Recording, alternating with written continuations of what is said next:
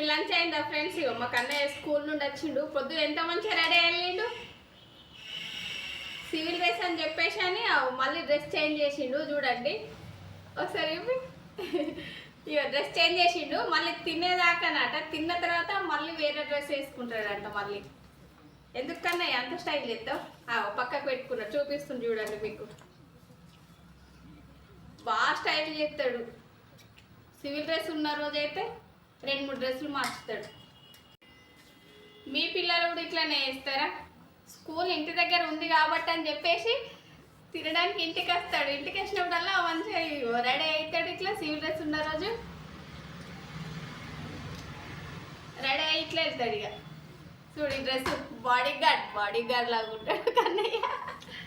అయ్యో ఒక smiley Kannayya. Bye చెప్పు. Bye friends.